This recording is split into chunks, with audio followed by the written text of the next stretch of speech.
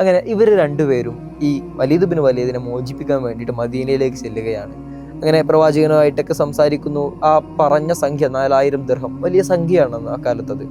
4000 സ്വർണ്ണ നാണയങ്ങൾ അദ്ദേഹത്തിന് കൊടുത്തിട്ട് പ്രവാചകന് നൽകിയിട്ട് വലീദ് ബിൻ വലീദുമായിട്ട് എന്ത് ചെയ്യാണ്, ഇവർ തിരിച്ചു പോരുന്നു.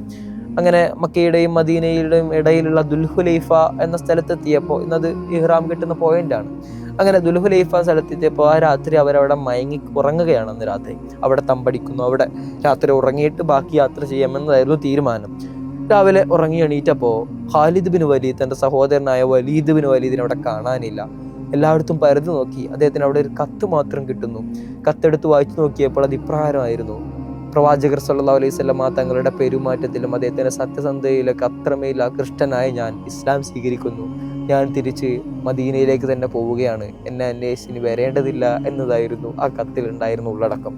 ഖാലിദ് ബിൻ വലീദിന് തൻ്റെ എല്ലാവിധ ക്ഷമയും നഷ്ടപ്പെട്ടു പോകുന്നുണ്ട്.